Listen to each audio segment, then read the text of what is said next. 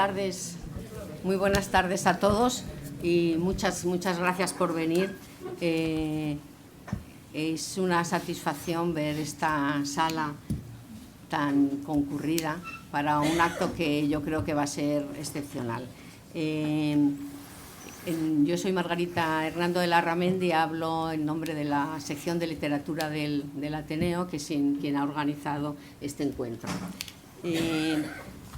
Estamos muy satisfechos porque este encuentro es uno de esos encuentros, de esas ocasiones en las que en realidad se lleva a cabo el objetivo del Ateneo, ¿no? De ser un lugar de encuentro, de ser un lugar de debate, de ser un lugar de aportación de nuevas visiones y también de aportar, digamos, luz, porque la obra que vamos a presentar ahora es una obra que hace reflexionar, que es algo que realmente hace mucha falta.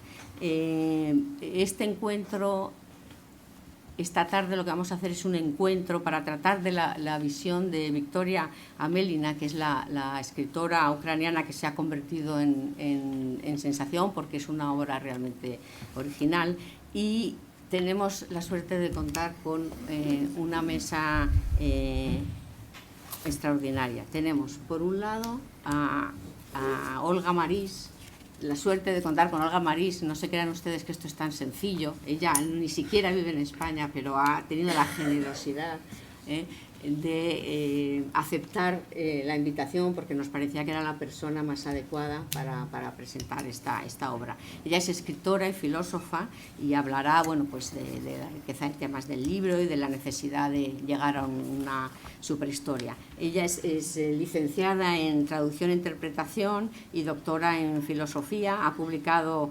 monografías dedicadas a la obra en el exilio de María Zambrano y Hannah Arendt, y colabora en diferentes publicaciones filosóficas rescatando el pensamiento de mujeres filósofas. En marzo precisamente presentó aquí, en otra sala, pero aquí en el Ateneo, su primer texto dramatúrgico dedicado a la guerra de Ucrania, Fractales de una guerra en primavera, y sobre todo yo lo que destacaría es que es una persona realmente rigurosa, seria, profunda, y que va a hacer una visión que yo estoy deseando escuchar, porque claro, no hay que mantener la sorpresa. Después tenemos a José Manuel Cajigas, que está aquí en calidad de editor. Ya después se hablará de la labor editorial, y que bueno, también es una presencia interesante porque es licenciado en Derecho y en Historia, socio de la Real Academia de Jurisprudencia, profesor de Derecho,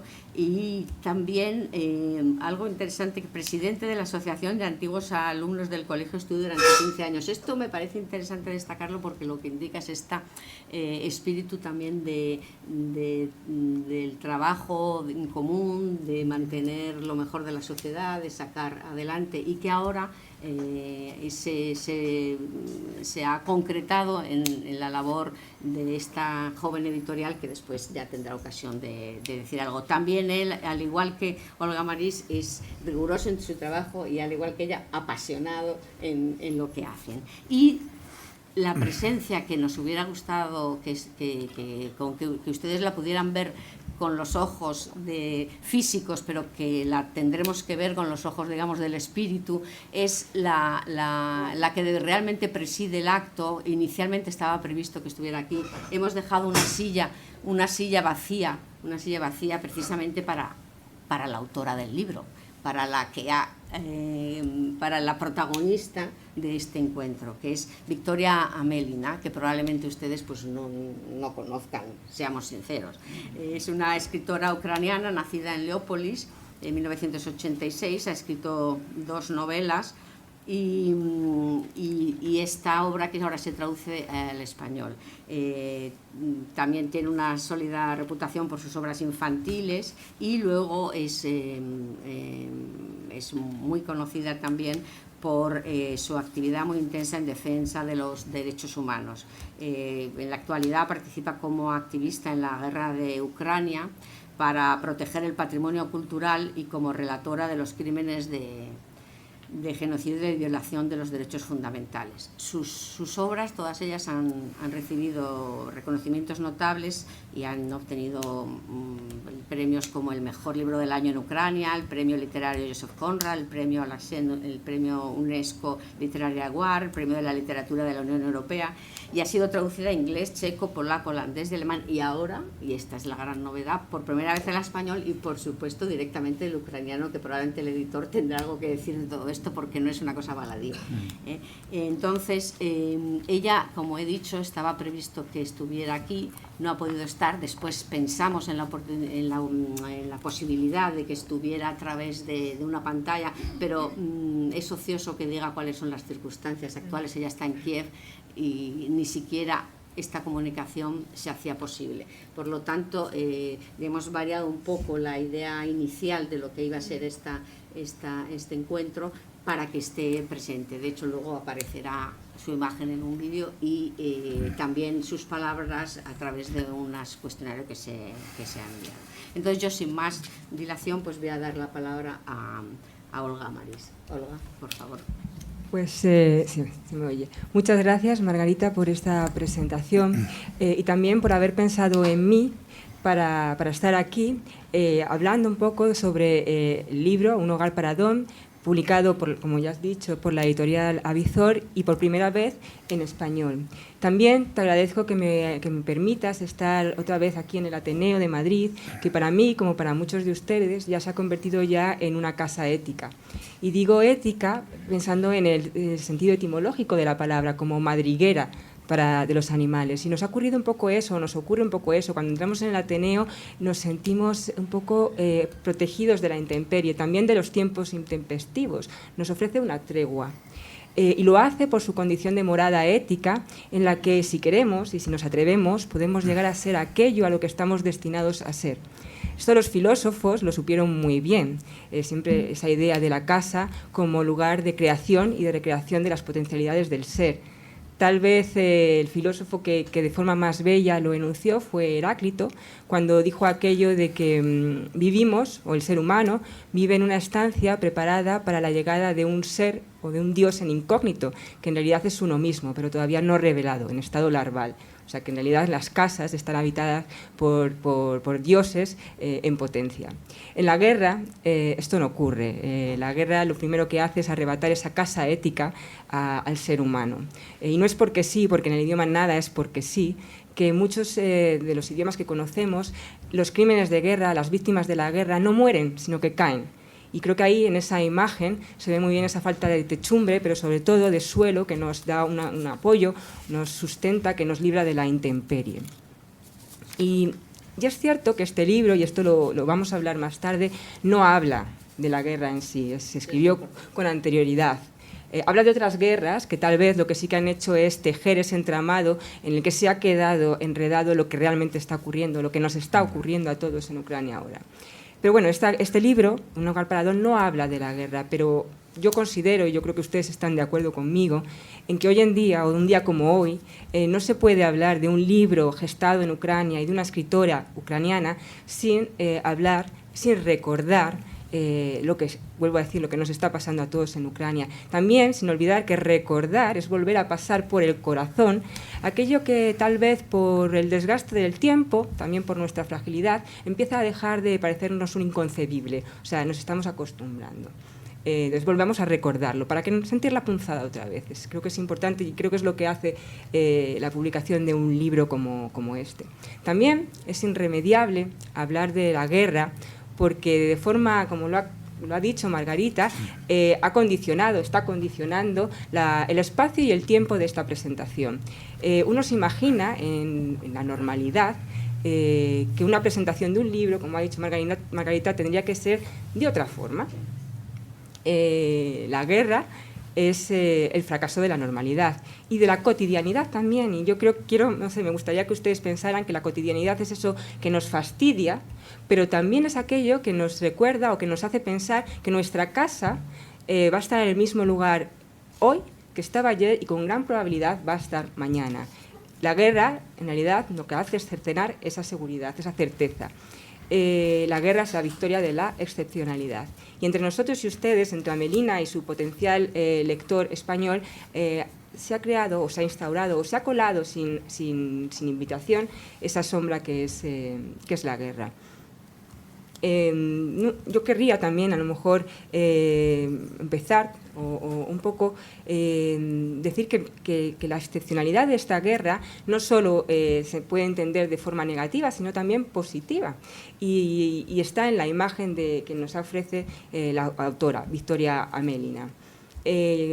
Bueno, los que me conocen saben que es imprescindible y que es inevitable que tarde o temprano yo hable de una de mis maestras, que es Hannah Arendt, y ella en Hombres en tiempos de oscuridad habla de esas personas, seres humanos, que con su ejemplo vital no solo nos da una lección de humanidad, sino también una lección de esperanza en esos tiempos más oscuros de la historia. Victoria Amelina, con gran probabilidad, si se hubiera topado con Hannah Arendt, hubiera pasado a ser una de las integrantes de esa lista de personas o de seres luminosos. Y lo es porque ella, como mujer, como escritora, como madre, pero sobre todo como ciudadana, ha decidido quedarse en esa parte del mundo en guerra, no solo para ser testigo, sino también para testificar, para documentar los crímenes de guerra. Y también porque es escritora, y todos los escritores en algún momento siempre acabamos siendo ventrílocos, para dar voz a aquellos que se han quedado sin voz, tal vez porque la han perdido o porque se han quedado afónicos de tanto gritar o rugir, según sea el caso. Pero Victoria Amelina no solo documenta esos crímenes de guerra contra los civiles, sino que también otro tipo de crimen, que es ese cometido contra el legado cultural de un país. Porque los bárbaros y los déspotas siempre saben que para acabar con la identidad de una nación, de un pueblo, lo primero que se tiene que hacer es arrebatarles la palabra, que la palabra también es una casa ética. Y esa palabra se encuentra sobre todo en los museos, en los archivos, en las bibliotecas y en las escuelas. Vamos a hablar mucho de las escuelas como esas casas del saber, esas casas también éticas de potencialidad, que nos dejan ser aquello a lo que estamos llamados a ser, y también donde esas palabras en las que aprendemos a leer, pero también aprendemos a escribir ese libro que va a ser nuestra vida. Pues de eso trata, y de mucho más, Un hogar para Dom.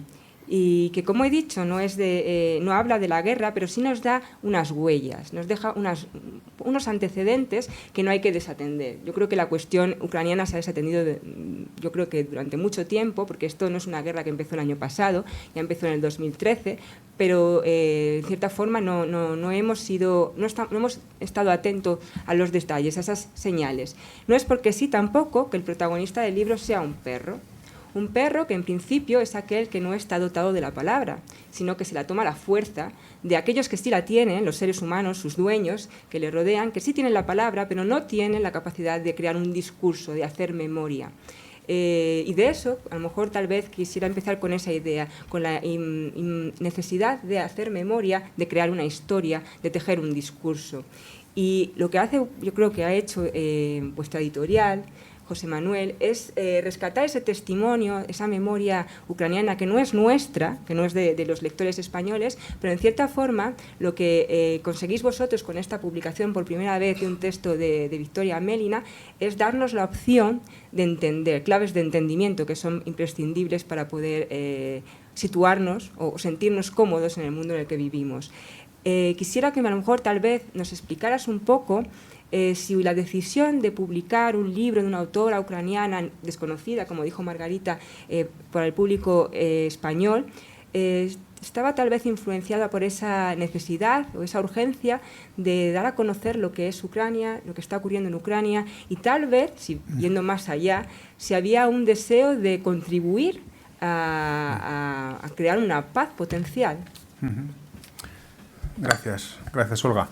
Bueno, voy a contestar, pero en primer lugar quiero agradecer al Ateneo que nos acoja aquí, una institución con este enorme prestigio, que en su día presidida por uno de los autores que hemos recuperado en nuestra editorial, Armando Palacio Valdés, en una preciosa novela, La alegría del capitán Ribot. Y estoy un poco intimidado por estar en estas paredes hablándoles. Bueno, en segundo lugar, muchísimas gracias Margarita, que es la que ha tejido toda todo el entramado para poder llegar hasta el día de hoy. Nos conocemos hace muchísimo tiempo y nos reencontramos en la presentación de un libro de poesías de don Leopoldo Calvo Sotelo, excelente presidente de gobierno, olvidado, lamentablemente.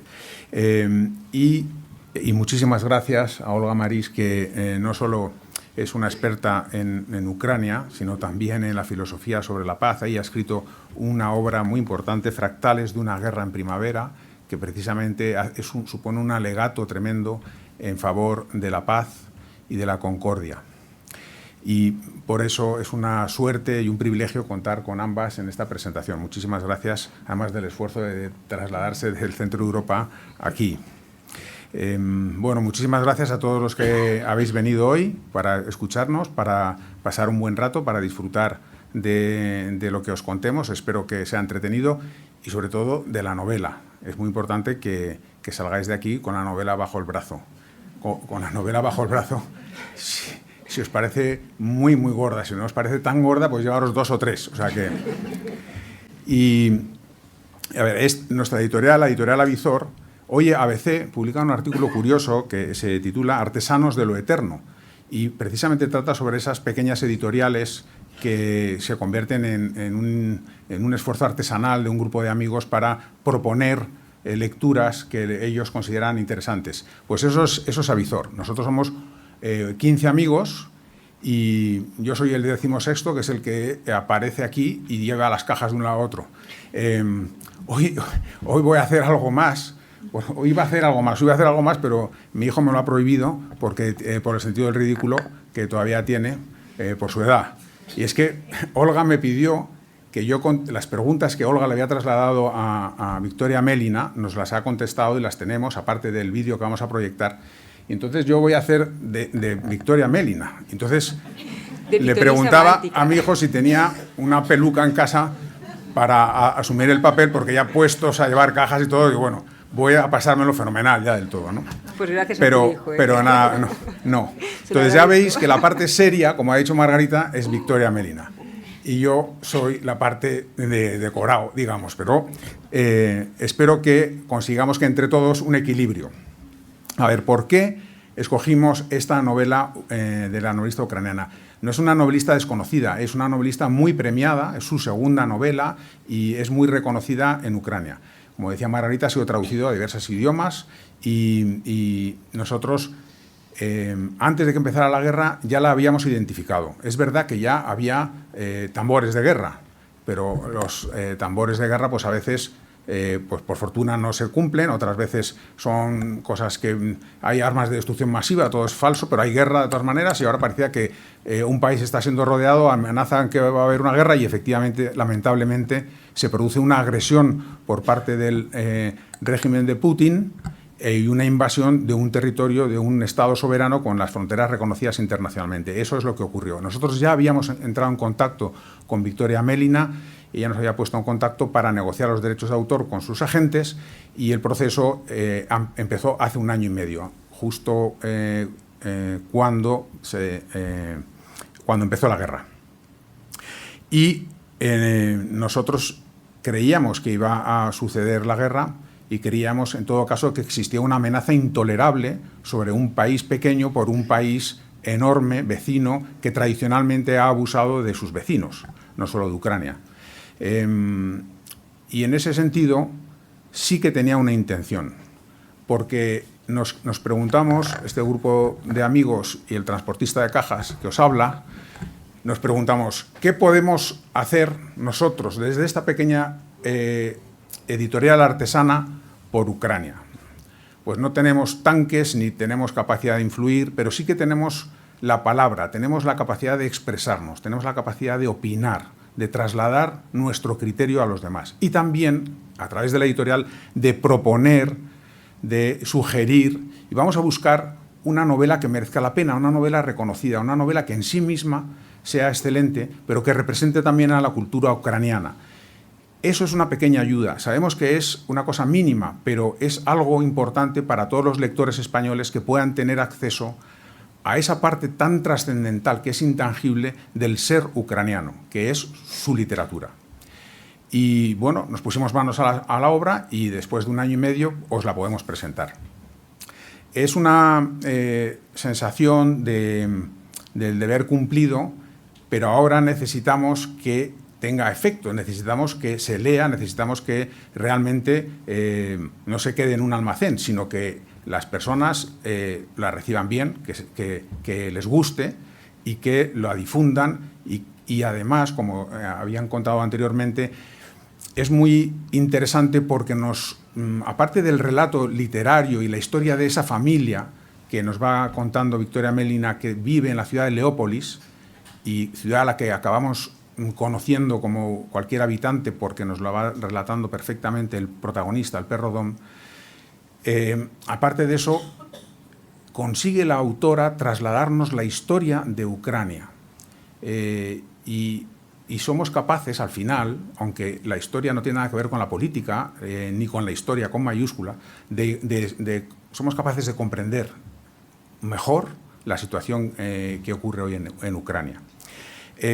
Bueno, esta posibilidad de ofreceros a todos este libro magnífico, que es literariamente excelente, pero que además nos sirve para comprender Ucrania, era uno de los motivos principales. Pero además quiero decir que el libro no trata sobre la guerra de Ucrania y no trata sobre la historia de Ucrania.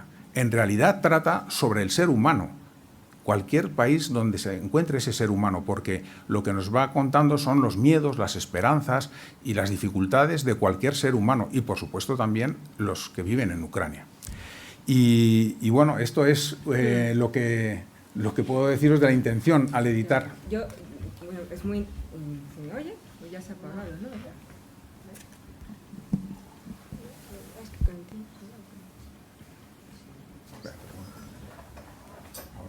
Allá. Vale. Sí que es cierto que habla sobre esas pasiones y esos temores del ser humano, pero en una encrucijada muy específica. Sí. Yo creo que eso, cuando leemos el libro, no hay que olvidarlo. También me gustaría, tal vez, de forma... ¿Se ha apagado? Espera. Porque, no sé... Te pongo el mío. Vale. Luego te lo devuelvo. Tal vez, porque creo que tiene su simbolismo y su significado. A mí me ha gustado mucho, no solo, bueno, lo han visto ustedes todos, ¿no? Esa portada, ese rojo sobre blanco, pero me ha gustado mucho ese aparato del trabajo de traductor, las notas de traductor. Es muy riguroso, es muy detallado, exhaustivo, tal vez para el lector, a algún lector le puede parecer incluso, porque hay lectores a los que no les gustan las notas pero son necesarias en este caso, porque justamente son necesarias por el gran desconocimiento que tenemos de la cultura ucraniana y de la historia ucraniana. Tal vez nos podrías hablar un poco de los traductores, que son traductores destacables, los que se han dedicado a esta obra, y también un poco del título. ¿Por qué Dom? ¿De dónde viene Dom? Sí, lo cierto es que es una intención de la editorial Avizor siempre contar. Hemos hecho una novela que se presentó en diciembre en la Embajada de Grecia de una novelista griego que se llama Auguste Cortot, extraordinaria, el libro de Caterina, y también contamos con una traductora extraordinaria. En este caso también siempre queremos contar con los mejores traductores y eso ha sido uno de los criterios, una de las dificultades del proceso, ¿no?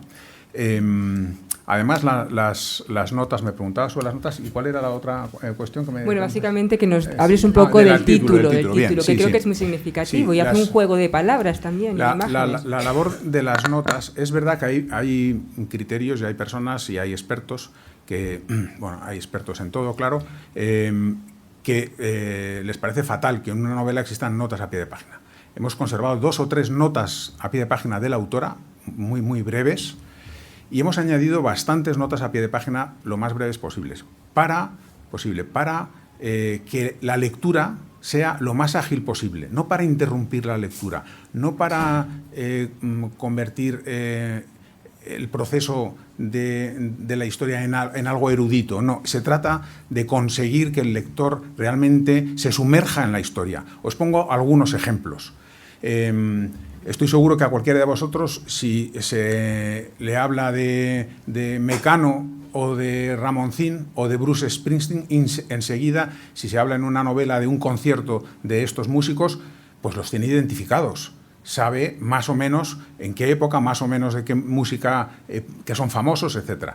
Pero claro, es que aquí en la novela a veces se mencionan músicos de rock que tuvieron la misma fama, la fama equivalente en el mundo soviético y que son conocidísimos por cualquier lector ucraniano. Para un lector español necesitamos una breve explicación de que eso ocurre así.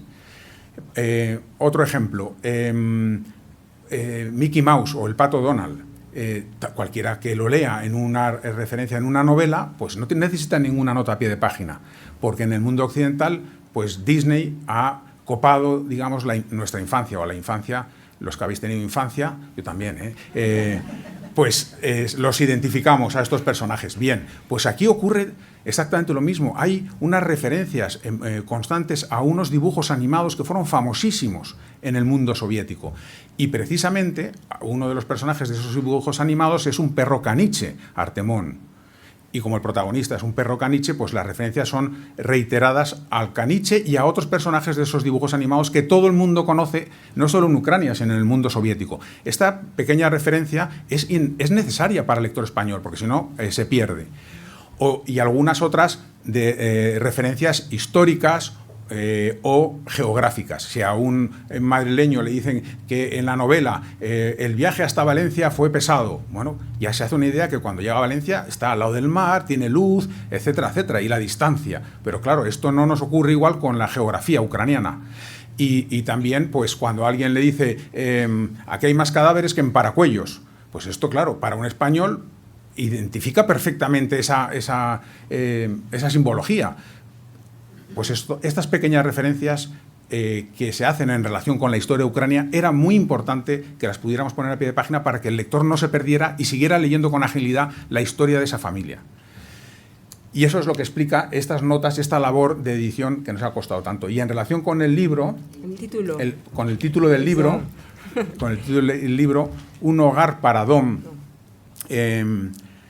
requiere una breve explicación. En ucraniano se titula, y no sé ucraniano todavía, se titula Dim Tilha Dom. Dim, en ucraniano, significa casa, y Dom es el diminutivo del perro, es el nombre del perro. Que es Dominique, ¿no? Que es Dominique, pero le llaman Dom, todos le llaman Dom. En ocasiones una de las niñas, que es una de las protagonistas, le llama otro apelativo, pero bueno, eso es lo de menos. Dom. Pero es que Dom en ruso es casa. Igual que Dim es casa, Dom en ruso es casa. Y es un juego de palabras. Es que, porque en realidad, y se ve a lo largo de la novela, tanto los rusos como los ucranianos, como los ruso-ucranianos, porque esta familia tiene ambos componentes, lo que buscan es un hogar, igual que el perro.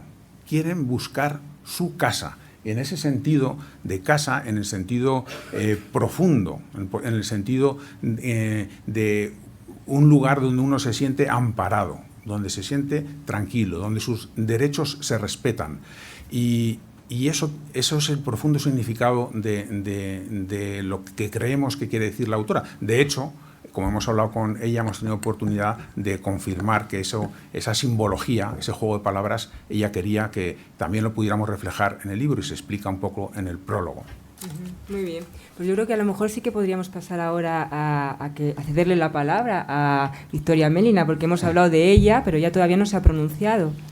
Creo que es el momento adecuado. Bienvenida, Victoria. Sí.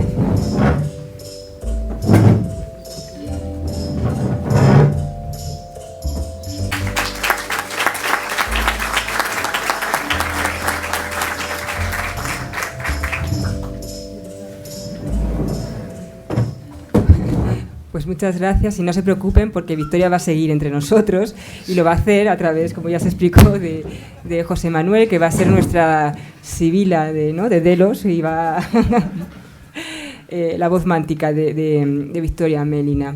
Bueno, ella lo ha dicho de forma espectacular. Vamos a intentar seguir ese hilo de reflexión. Y vamos a quedarnos con la voz narrativa, vamos a empezar por lo menos con la voz narrativa, ese caniche, que además en un momento dado no es un perro cualquiera, sino que se habla que es un perro defectuoso, ¿no? Tiene taras. Sin embargo, bueno, nosotros también tenemos ya antecedentes de esa voz de un animal en Miguel de Cervantes, ese estupendo diálogo de perros. Y aquí ella lo que hace, y a mí me parece que es espléndido, es utilizar el lenguaje de un animal, de un perro en este caso, porque le permite una cierta libertad. Es un idioma, o es un lenguaje más original, que no se atiende a esos juegos lingüísticos de las ideologías, que a veces son perversiones, sino que es un lenguaje más, yo diría, más unido al elemento sensorial. Es más, hay una erótica en ese lenguaje del perro, en cierta forma. En un momento de la novela, él dice, y voy a leer: si yo fuera una persona, le habría dado 1000 vueltas a la cuestión del idioma en el que contar esta historia, en ucraniano o en ruso. Claro, ustedes ya saben, bueno, si no, se lo explico yo ahora, Ucrania es, o era, antes de la guerra, bilingüe. O sea, el ucraniano y el ruso eran 2 idiomas oficiales. Sí que es cierto que la parte oriental, que es donde está centrada el libro, era más... bueno, el ucraniano tenía mayor número de hablantes, pero todos podían hablar el ruso, y la parte occidental era más prorrusa y más ruso parlante. Ahora, con la guerra, desde luego el panorama lingüístico ha cambiado por completo. El ucraniano es el lenguaje oficial y el ruso es el lenguaje del opresor. Habría que reflexionar, y este no es el lugar, tampoco se hace la novela, aunque tal vez sí que nos da ciertas anotaciones, de hasta qué punto el lenguaje se convierte en un arma, o se debiera convertir en un arma. Quisiera recordar tal vez a esos judíos de origen alemán que siguieron, incluso en el exilio, siguieron escribiendo, haciendo su obra en alemán, porque consideraron que el alemán, el idioma en sí, no había enloquecido, sino eran los alemanes los que habían enloquecido. Pero no habla de eso el libro. Lo que sí, si estuviera Victoria Amelina entre nosotros, yo le quisiera preguntar qué es lo que habla, o qué idioma habla el perro, si ucraniano o ruso. Y también si ella, siendo una autora ucraniana que escribe en ucraniano, si esa elección, decisión o tal vez urgencia política o vital tiene que ver con un programa, un programa político decidido con conciencia. Y también si cuando ella escribe en su libro que uno de los personajes dice, ¿no? Si ella está de acuerdo con aquello que uno de los personajes dice, que para mí cuando lo leí realmente fue como un golpe de atención. Ella dice, no es posible escribir la historia de Ucrania si no existiese el lenguaje ucraniano, el idioma ucraniano. Es más, una de las protagonistas, Olia, que es Olga, como yo me llamo, es una profesora. Hasta ahora ha sido profesora de historia en ruso, y ahora con la independencia de Ucrania y el irse a vivir en esa zona que he dicho antes, oriental, en la que se habla ucraniano, tiene que empezar a enseñar la historia en ucraniano. Y ella dice que tiene que empezar a estudiar por primera vez la historia de un nuevo país, porque es un nuevo país que se está construyendo con palabras ucranianas. Entonces mi pregunta sería... para Victoria Amelina, ¿hasta qué punto el idioma configura la identidad de una nación, y si ella, en su elección del ucraniano, está contribuyendo a esa creación, a esa casa ética en la que todos nos podemos, o todos los ucranianos se puedan sentir pertenecientes a ella? Sí, voy a contestar.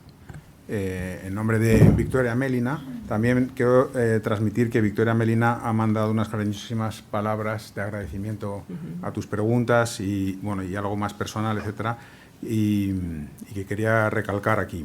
Y que para ella, de verdad, siente que es un honor que presentes esta obra para los lectores españoles. Sobre el lenguaje, es una... claro, para un escritor el lenguaje es esencial, es su herramienta de comunicación, y aparece también en la novela. Victoria Amelina nos cuenta, nos dice, para ella, inicialmente, el lenguaje de Dom, del perro, tenía que haber sido el ruso, porque su primer dueño era un ruso parlante. Pero el lenguaje, y era el lenguaje además del lugar donde el perro había nacido, que tiene un significado que es Nowersk, que significa en ningún lugar. Ella quiere hacer ver que no ha nacido en ningún lugar, pero que es el lenguaje de los hombres de negocios, como era su dueño de los años 90. y por lo tanto ese debiera haber sido, y quizá ella dice que quizá la novela podría haber empezado en ruso y haber acabado en ucraniano. Bueno, pues como una transformación progresiva que acompaña a los personajes de la novela. Pero también destaca que uno de los protagonistas, el coronel Iván, que es el piloto jubilado, el abuelo de la familia, habla en ucraniano siempre al perro, porque él es ucraniano, pero cuando nadie le escucha. Y eso lo quiere destacar. Es decir, que tiene también... Todos los personajes tienen algo simbólico y cada actitud de lo que manifiestan, aunque parezca pues de poca importancia, tiene su trasfondo, ¿no? Bueno, dice que en la historia de Ucrania es la historia universal de un héroe luchando por mantener una identidad en relación con la cual ha sido perseguido o intimidado. Y todavía más bajo este temor, el hablar ucraniano y el pelearlo tiene mayor significado. La historia de alguien, de un héroe inferior, perseguido, que lucha por hacerse valer, ella entiende que es casi como un cliché de Hollywood, es una historia de Hollywood. Podría ocurrir en cualquier lugar y en cualquier barrio, y de hecho lo vemos en muchísimas películas norteamericanas porque reflejan esta historia, ¿no? Y en este caso, Victoria dice que esta historia hollywoodiense podría aplicarse a millones de ucranianos hoy en día bajo estos estándares de Hollywood. Y que, sin embargo, por ejemplo, dice que ahora está ella escribiendo no ficción, están estos relatos sobre las atrocidades que se están realizando en zonas devastadas de Ucrania y con personas que han sido desplazadas, y dice que ella está utilizando el inglés para contar todos estos relatos. En relación con una de las protagonistas, con Olga, que es una de las hijas del coronel, Olia, dice, es verdad que ella estudia por primera vez historia, porque antes, que ella era profesora de historia, solo creía lo que había leído. Era una creyente de unos documentos que había leído bajo el sistema soviético. Pero con el lenguaje y su habilidad de preguntar, cuando ha vuelto a ello su lenguaje ucraniano y su habilidad de preguntar, entonces se ha vuelto crucial para su vida y también para su familia, porque el lenguaje, este lenguaje recuperado y esta capacidad de preguntar y de preguntarse es justo lo que le va a permitir recuperar la historia de su familia. Y esto es lo que nos dice sobre tu reflexión. Sí. Claro, bueno, creo que lo ha explicado muy bien. De hecho, yo quisiera ahora pasar a la segunda pregunta que le propuse, y es, bueno, tiene que ver con algo que tú ya has mencionado, de esa creación ficticia, ese no lugar, Noversk, que en realidad nos puede recordar mucho a esos arquetipos atópicos, ¿no? El Macondo, de Gabriel García Márquez, o Comala, de Juan Rulfo, incluso de Lewis Carroll, Wonderland. Yo recuerdo, bueno, mi marido es ucraniano y recuerdo que él siempre me decía que Ucrania, antes de que ocurriera todo esto, es el país de las maravillas. Por eso me hizo, bueno, no gracia, pero pensé que era muy significativo que Noversk sea el no lugar. Sin embargo, hay frente a ese no lugar está un lugar que es geográficamente muy delimitado y reconocible en el mapa, que es Leópolis, el Wolf, Lviv, como que quieran ustedes llamarlo.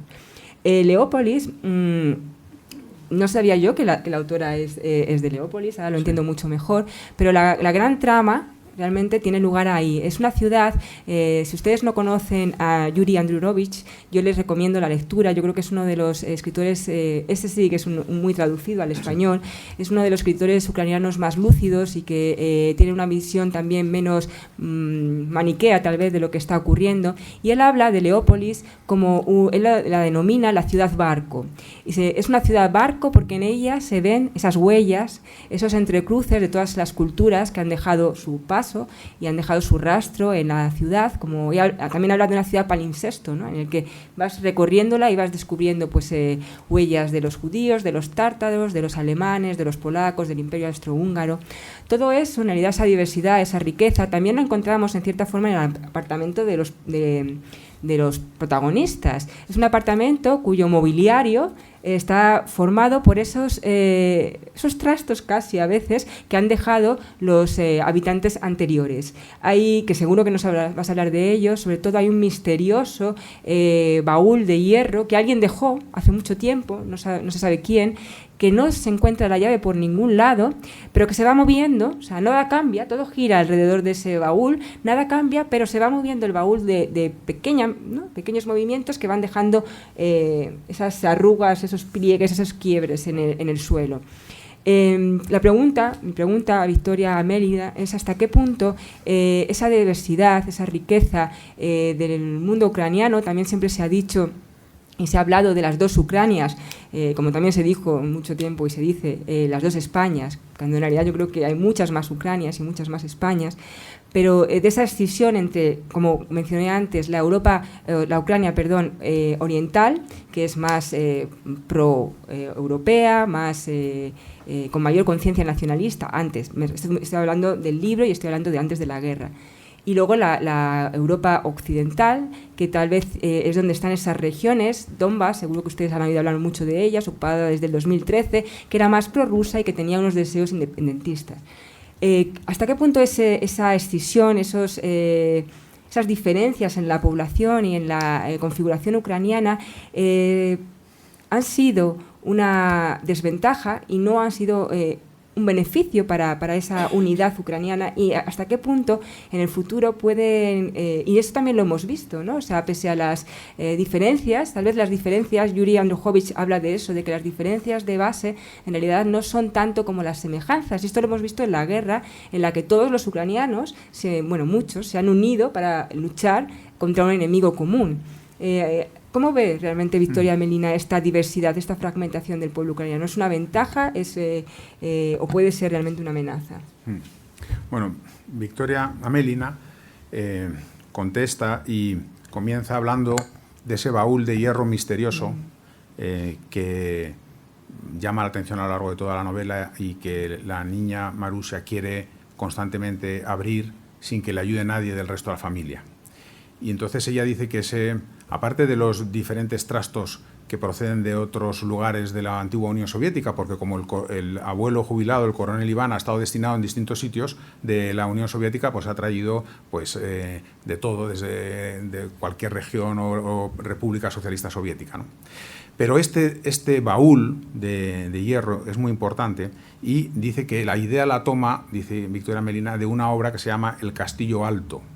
Castillo Alto es una fortaleza que existe en Leópolis y es el título de una obra de un escritor muy conocido, Stanislav Lem, que precisamente una frase de Stanislav Lem sirve para comenzar la novela. Es el autor de novelas de ciencia ficción muy importantes como Solaris, pero en la obra El Castillo Alto él lo que hace es una autobiografía de su infancia que transcurre en Leópolis precisamente. Y es un escritor escritor polaco de orígenes judíos y que precisamente Victoria Amelina hace que esta familia protagonista de esta historia viva en el mismo apartamento donde vivió Stanislav Lem. Y bueno, en los años 30. Lem cuenta su vida en Leópolis de una manera feliz, porque era un niño y disfrutó de la ciudad de Leópolis y precisamente al mismo tiempo, nos cuenta Victoria Amelina, en esos años 30, en los que el otro protagonista, el coronel Iván, estaba en la parte oriental de Ucrania sufriendo la gran hambruna derivada de la colectivización soviética de la tierra de los campesinos en los años 32-33 en Ucrania. Y ella dice, Victoria Amelina, la tragedia de Lem, que tuvo esta infancia tranquila y feliz en la ciudad de Leópolis, viene después, cuando él sobrevive al Holocausto y sale de la ciudad de Leópolis como judío y luego finalmente tiene que salir por los acuerdos de final de la Segunda Guerra Mundial como polaco y instalarse en Polonia, como otros polacos que vivían en esta zona de la parte occidental de Ucrania. Y por eso dice Victoria Amelina, Ucrania tiene muchos corazones. Y en relación con lo de Kiev, si Kiev es la capital o qué importancia tienen las ciudades y estas regiones distintas, ella dice que cree en el poder transformador de la descentralización, que hoy hoy, dice hoy, podemos estar hablando de la región destruida tras la destrucción por los rusos de la presa de Kakhovka, no sé si se pronuncia así, y pienso que hoy el corazón de Ucrania está en Jersón, pero entiende que pues, en cada momento puede estar en un sitio diferente, ¿no? Es corazón móvil, ¿no? Sí, ahora, si me lo permites, me gustaría pasar, no sé cómo vamos de tiempo. Bueno, pues, vale, pues yo creo que vamos no vamos a poder, tal vez, indagar o desarrollar todas las preguntas, pero las esenciales. ¿Nos permites dos más? Sí, nos permito. Ustedes vale. También, ¿verdad? Perfecto. Son dos esenciales, yo creo. La primera es algo que es evidente en el libro, también si tenemos en cuenta que es una autora que ella se autodefine como autora feminista. Y es cierto que leyendo el libro las protagonistas son las mujeres. Pero realmente lo que está plasmando es una realidad que es la realidad ucraniana. Yo en todos los viajes que he tenido la suerte de hacer a Ucrania, siempre me sorprendió la cantidad de mujeres que había, no solo en la calle, sino en todos los puestos públicos. Eran el fundamento que fundamentaba la vida económica y social del país. Pero, sin embargo, como suele ocurrir, su presencia era muy escasa en la política, también en los puestos ejecutivos. Y su inserción masiva laboral, que yo creo que es una de las más altas, la inserción laboral de la mujer, sin embargo, tampoco sirvió ni servía para una independencia económica. Cuando estalló la guerra, yo me pregunté, también como escritora que se interesa por la cuestión de la mujer, me pregunté cuál era el puesto, cuál era el rol que iban a jugar las mujeres en la guerra, o qué iban a tomar o que se les iba a otorgar. Quiero hacerles recordar y otra vez volver a pasar por el corazón que la Armada ucraniana es una de las que, en estos momentos, de las que más número de mujeres soldado tiene. Hay una autora bielorrusa que es galardonada, que tal vez ustedes conozcan, Svetlana Alexandrovna, que escribió un libro que se titulaba La guerra no tiene rostro de mujer. Me gustaría saber qué es lo que opina Victoria Amelina, si realmente la guerra lo que ha conseguido es, o que está consiguiendo, es que la mujer en Ucrania tenga un nuevo rostro, tal vez, una mirada. Yo soy feminista y siempre he sentido que la mujer debe tener más poder. Evidentemente esto lo dice Victoria Amelina. Lo digo para aclarárselo, porque si no mi mujer estallaría en carcajadas ahora mismo, ¿no? Eso lo dice Victoria Amelina. Pero nunca he deseado que ese poder o esa capacidad de influir en la sociedad llegara a nosotras de esta manera tan horrible. De hecho, la mujer juega un papel esencial en la sociedad de ahora. También, precisamente, por guerras previas y por grandes masacres. Quiero dejar aquí mi poema traducido del ucraniano al inglés por Irene Chalupa. Y aquí esto es mucho más que ponerse la peluca. Es traducir al español el poema que me han dado en inglés. Haré todo lo posible para no hacer el ridículo y que algo quede.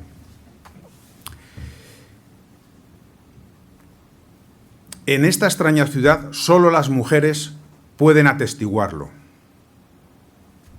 Una me dice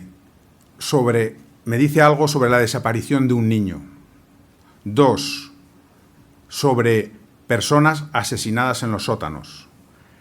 3, dicen que ellos no han oído nada acerca de violaciones y miran para otro lado. 4, dicen que se oyen gritos en el centro de mando. 5, sobre personas fusiladas en los patios. 6, hablan, ¿pero qué están diciendo? 7, están todavía contando los suministros de comida en voz alta, uno por uno. 8, dice, ¿qué? Estoy mintiendo y no hay justicia. 9, hablan entre ellos. al mismo tiempo que caminan hacia el cementerio. Y yo también, porque ya conozco a todos en esta ciudad. Y todo está muerto y muertos. Y son mis muertos.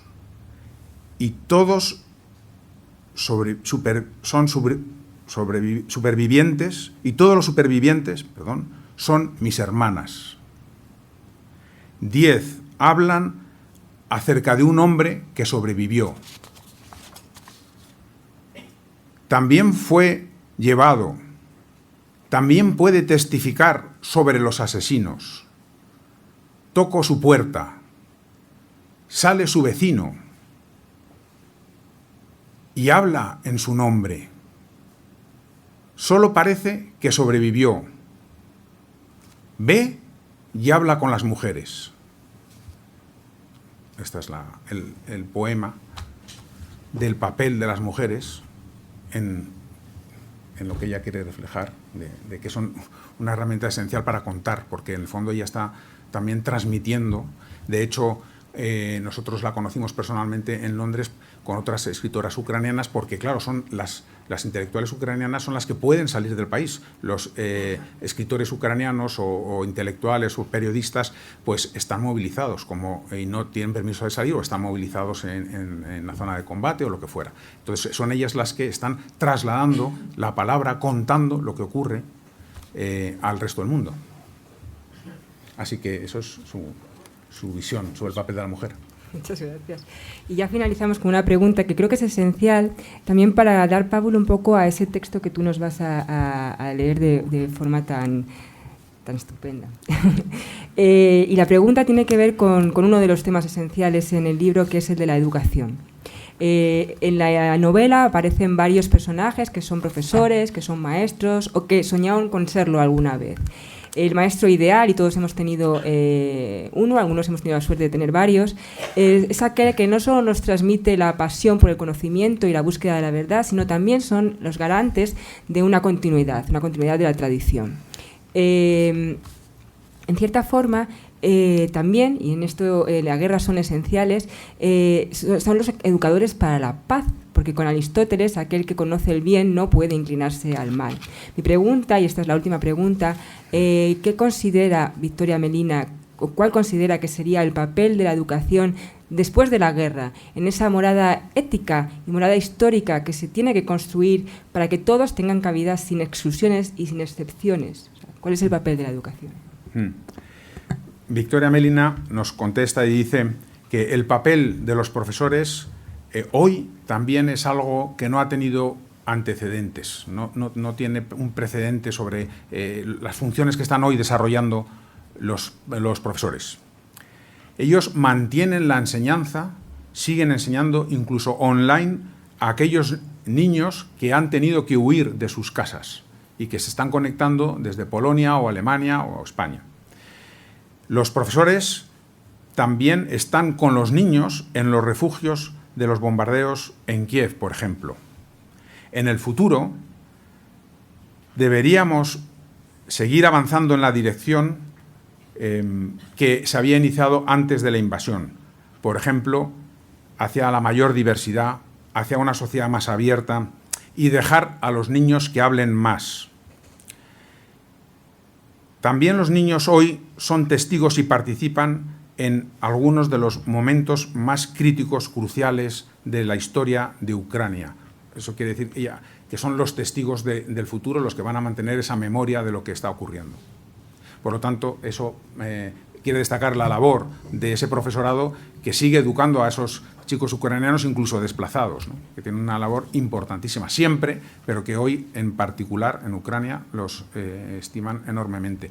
Debo decir que la pregunta de Olga va dirigida también porque una de las protagonistas, Olga, de la que hablaban antes, es profesora de historia en el relato en un colegio y bueno, nos adelanto su evolución en esa función como profesora de historia, dentro de que es la madre de la niña que busca la llave desesperadamente para averiguar qué hay dentro de ese baúl. Pues muchas gracias, Victoria, muchas gracias, José Manuel, muchas gracias, Olga. Vamos a finalizar con la lectura de un pequeño fragmento que precisamente, como ha avanzado Olga, está relacionado con la educación y con la pequeña Marusia que acabas de mencionar. Estudiaré en un palacio, suspira la pequeña mientras tanto, como una princesa. Y a mí me entran ganas de decirle: no, Marusia, eres tan princesa como Masha, la duquesa de Mecklenburg-Schwerin, y esta escuela huele a cualquier cosa, menos a palacio. Huele a hospital, a vendajes, a esperanza y a desesperanza, a muerte, en definitiva, a guerra. A una tregua, al presentimiento de que va a repetirse la guerra y a la repetición misma. Sí, claro, aquí todavía puede sentirse el olor a pintura y a plastilina que tanto te gusta, y a pegamento, y a libretas nuevas, y también a libros antiguos, en los que puede que estén dibujados vuestros pioneros en fila, uno tras otro, en dirección a la escuela. Las escuelas de esos libros también están dibujadas, así que nunca albergaron hospitales militares. Y también apesta al miedo de los niños ante un examen y ante su padre. En cambio tú, Marusia, ni siquiera tienes padre. Y tu madre vende cigarrillos en un kiosco. ¿Qué vas a ser tú, una princesa? Diría todo esto de manera un poco más suave, por supuesto. Pero ¿qué más da? Si los perros ni siquiera hablamos. Aquí había un colegio.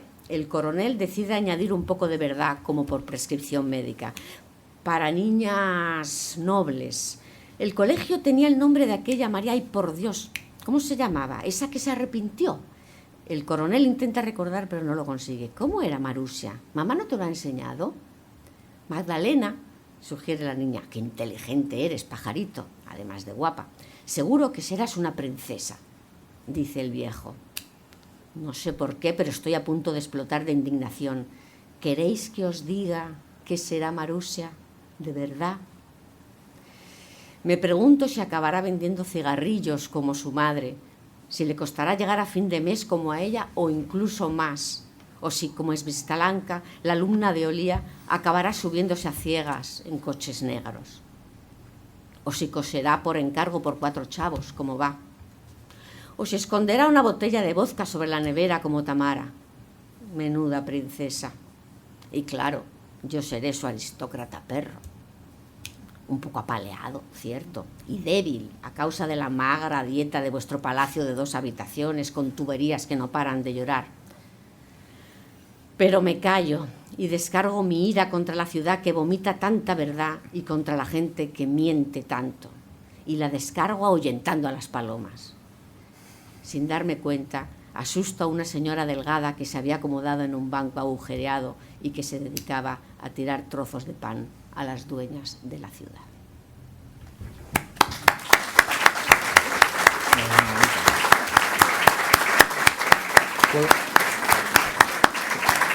¿Puedo añadir tres cosas solo? ¿Puedo añadir?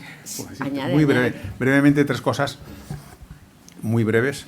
Aparte de que nos vamos a quedar mientras compráis los libros para charlar lo que queráis y comentar lo que queráis.